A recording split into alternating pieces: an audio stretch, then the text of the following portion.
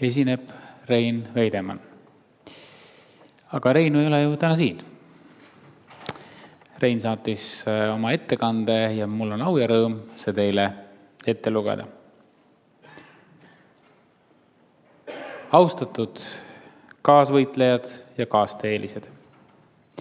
Kuna olen loengukohustustega Helsingis, siis vabandan oma puudumist tänasel konverentsil, paludes minu sõnavõtt ette lugeda konverentsi moderaatoril Janek Mägil. Kuigi Mihhail Gorbatšov 1985. aastal käivitatud perestroika oli mõeldud päästma majanduslikus agoonias vaevlevat Nõukogude režiimi, oli kohe selge, et niisugused mõisted nagu avalikustamine ja kiirendus, millel see eesti keeles uutmiseks nimetatud ühiskonna rekonstrueerimiskava tugines, kujutasid endast Pandora laevast. Välja lastud pääsenud vaimu polnud enam võimalik vägivallata tagasi pressida. Sama aasta sügisel sai minust ajakirja Vikerkaar peatoimetaja. Toimetuse ruumes kogunes 1988. aasta kevadsuvel Rahvarinde programmikomitee eesotsas Ülo Kaevatsiga. Juba 1987. aasta augustinumbris ilmunud isemajandava Eesti manifesti ühe autori Mikk Titma artiklis öeldakse sõna-sõnalt, et vaja on ajaloolist tõde kuni kõige süngemani, pidades silmas teise maailmasõjas Nõukogude poolel toime pandud kuritegusid, küüditamisi, sundkollektiviseerimist ja teisi fakte, millest oli räägitud poolisui või järelõigustusega. Samal kuul moodustati Molotov-Ribbentropi pakti avalikustamise Eesti grupp MRP AEG, kes 23. augustil 1987. aastal korraldas Hirvepargis rahvakoosoleku, kus avalikult nõuti pakti salaprotokollide avalikustamist. Kuid kõrvale ei saa jätta ka Tallinnas kinomajas märtsis 1987 oma iga esmaspäevaste koosolekutega alustanud loominguliste liitude kultuurinõukogu, kes sai Eesti Raadios lausa omaenda eetritunni ning milles samuti võeti kõneaigineks MRP tühistamise küsimus. Eestimaa Rahvarinde asutamiskongressi 1. kuni 2. oktoobril 1988 materjalide hulgas leiame resolutsiooni pealkirjaga Molotov-Ribbentropi paktist, milles tehakse Eesti valitsusele ridamisi ettepanekuid pakti avalikustamiseks ning selle tagajärgede likvideerimiseks. Üheks ettepanekuks on moodustada eriline ajalookomisjon Eesti ja Moskva juhtivatest ajalooteadlastest, kellele kuulub avalikkuse usaldus, et komisjon seaks jalule tõe 1939. aasta ning sellele järgnenud sündmuste kohta. Nagu teame, selle komisjoni nii-öelda edasiarenduseks oli 1989. aastal Nõukogude Liidu rahvasaadikute kongressi delegaatidest moodustatud survegrupp eesotsas Endel Lippmaa, Viktor Palmi, Edgar Savisaare ja Marju Lauristiniga, kes koos teiste Balti vabariikide esindajatega pakti tühistamise 24. detsembril 1989. aastal ka välja võitlesid. Aga 1989. aasta suvel kongressil moodustatud komisjoni töö takerdus vaidlustesse.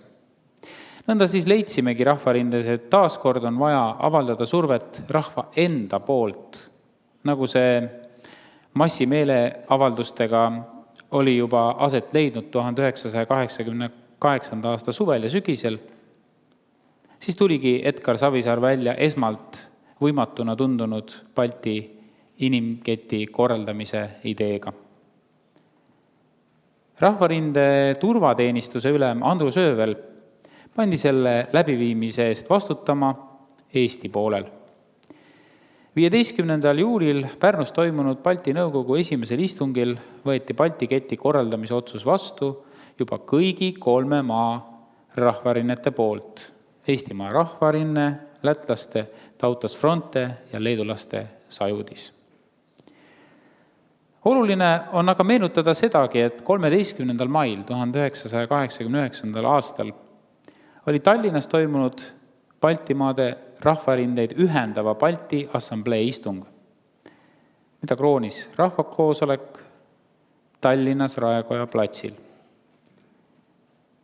Ja seal esitas oma ajaloolise kõne Eestimaa rahvarinde eestseisuse liige, äsja meie hulgast lahkunud rahvarinde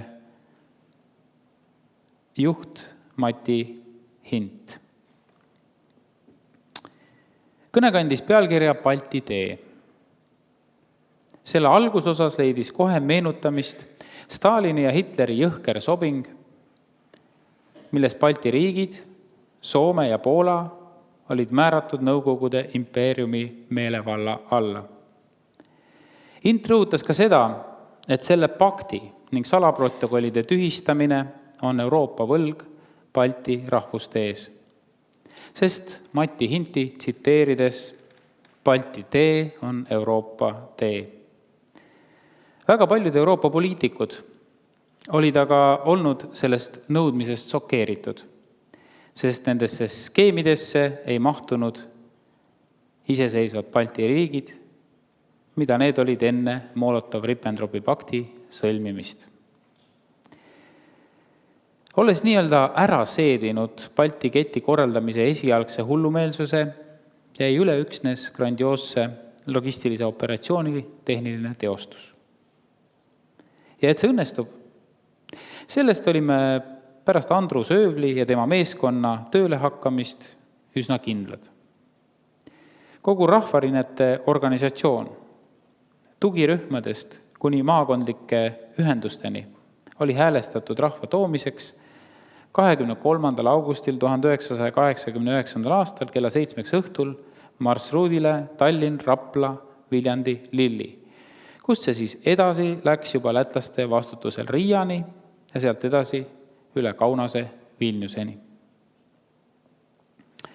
Ühe suure miitingu korraldasime koos lätlaste ja leedulaste esindajatega Lillis Eesti-Läti piiril, kus esinesid nii Heinz Valk kui ka Rein Taagepera. Rahvarinde eestseisuse liikmena oli mul au kureerida Rapla maakonda ning pärast keti lõppemist esinesin Rapla staadionil veel omakorda kõnega. Kõige keerulisemaks osutuski rahva koondamine Balti tee äärde, sest see pidi toimuma põhimõttel, nagu ojad kannavad oma vee ühte suurde jõkke. Tuleb veel kindlasti rõhutada seda, et käiku läks kogu toonane transpordi infrastruktuur tehastest, kolhoosidest, sovhoosidest erinevate asutusteni. Isegi miilits rakendati Balti keti korraldamisse. Ehk teisisõnu, rahvas kasutas ära selle sama infrastruktuuri, milles kõik viimased aastakümned oli elatud. Nüüd näitas rahvas, et tema ongi selle riigi päris omanik. Lõppude lõpuks, kett poleks saanud toimuda, kui seda poleks ühendanud raadioteel Eesti Raadio, kus läkitati teele nii organisatsiooniline teave kui ka need kõige pidulikumad hetked, mis koondusid sellesse veerand tundi pärast kella 7 õhtul. Balti kett kujutas endast grandioosset inimestevahelist ühendust.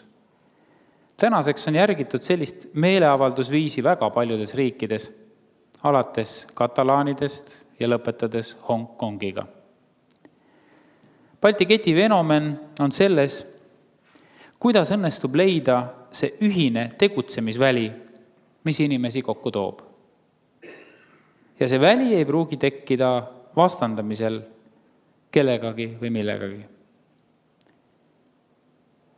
Solidaarsust saab ilmutada üksnes õigluse nimel, ajaloolise õigluse taastamise nimel, milleks olid iseseisvad Balti riigid. Koguneti ka Balti ketti. Sellel Balti teel ollakse tänaseks käidud juba terve inimpõlv, 28 aastat. Lootus on, et niipea või koguni üldse ei peaks enam kogunema Balti keti taoliseks meeleavalduseks. See oli Rein Veidemann.